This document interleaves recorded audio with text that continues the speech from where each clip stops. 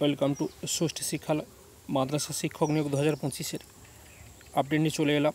শূন্যপদ প্রায় 14,000 কাছাকাছি। নিউ নোটিফিকেশান কবে আসবে সব কিছু নিয়ে আজকে আলোচনা করব। তার আগে যারা আমাদের চ্যানেল নতুন, চ্যানেলটি অবশ্যই সাবস্ক্রাইব করে পাশে থাকা নোটিফিকেশান বেলটা প্রেস করে রাখবেন।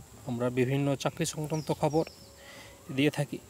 এর আগের প্রতিবেদনে আমি জানিয়েছিলাম যে মাদ্রাসা স্কুলগুলোতে শিক্ষক নিয়োগে শূন্য পদের সংখ্যা চাওয়া হয়েছিল। তার আজকে বর্তমান পত্রিকাতে একটি প্রতিবেদন বেরিয়েছে, তা তুলে ধরছি। মাদ্রাসায় শিক্ষক ও অশিক্ষক কর্মীর শূন্য পদের সংখ্যা প্রায় 14,000, নিয়োগের তোড়জোড়। রাজ্য সরকারি আর্থিক সাহায্যপ্রাপ্ত মাদ্রাসাগুলিতে শিক্ষক ও অশিক্ষক কত শূন্যপদ আছে তা জানতে চেয়েছিল মাদ্রাসা দপ্তর। মাদ্রাসা শিক্ষা ডিরেক্টরেট থেকে মাদ্রাসাগুলিতে চিঠি পাঠিয়ে নির্দিষ্ট সময়ের মধ্যে শূন্যপদের সংখ্যা জানাতে বলা হয়েছিল। প্রধান শিক্ষক পদ কত খালি আছে তা জানানোর জন্য সময় দেওয়া হয়েছিল 28শে ফেব্রুয়ারি পর্যন্ত। শিক্ষক ও অশিক্ষক পদে কত খালি আছে তা যথাক্রমে 5 মার্চ ও 10 মার্চের মধ্যে জানাতে বলা হয়েছে। সূত্রের খবর, নির্ধারিত সময়সীমা পেরোনোর পর যে রিপোর্ট মাদ্রাসাগুলি থেকে এসেছে তাতে শিক্ষক ও অশিক্ষক মোট শূন্যপদ 14,000-এর কাছাকাছি বলে মনে করা হচ্ছে। শূন্যপদগুলিতে নিয়োগের জন্য সরকারি তরফে তৎপর শুরু হয়েছে বলে খবর। মাদ্রাসা ও সংখ্যালঘু উন্নয়ন দপ্তর এক শীর্ষকর্তা জানিয়েছে, নিয়োগ প্রক্রিয়া অব্যাহত আছে। বেশ কয়েক বছর পর মাদ্রাসা সার্ভিস কমিশন শিক্ষক নিয়োগের জন্য পরীক্ষা নিয়েছিল সম্প্রতি। লিখিত পরীক্ষার ফলাফল প্রকাশের পর এখন চলছে পরবর্তী প্রক্রিয়াগুলো। এই দফায় 1,500 বেশি শিক্ষক নিয়োগ করা হবে বলে বিজ্ঞপ্তি দেওয়া হয়েছিল।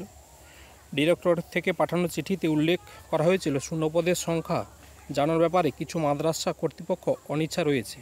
অবসর গ্রহণ, বদলি, মৃত্যু, চাকরি ছেড়ে দেওয়া প্রভৃতি কারণে অনেক শূন্যপদ হচ্ছে, কিন্তু সেই তথ্য প্রতিষ্ঠানগুলো ঠিকমতো জানাচ্ছে না। তাই মাদ্রাসা দপ্তর এবার তারিখ নির্দিষ্ট করে চিঠি পাঠিয়েছে বলে খবর।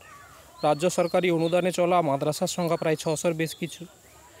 মাদ্রাসা সার্ভিস কমিশনের মাধ্যমে এখানে শিক্ষক অশিক্ষক কর্মী নিয়োগ হয়। কয়েক বছর আগে একটি মামলার রায় কলকাতা মাদ্রাসা সার্ভিস কমিশনকে অসাংবিধানিক বলায় নিয়োগ জটিলতা তৈরি হয়। দীর্ঘ সময় ধরে মামলাটি চলে সুপ্রিম কোর্টে।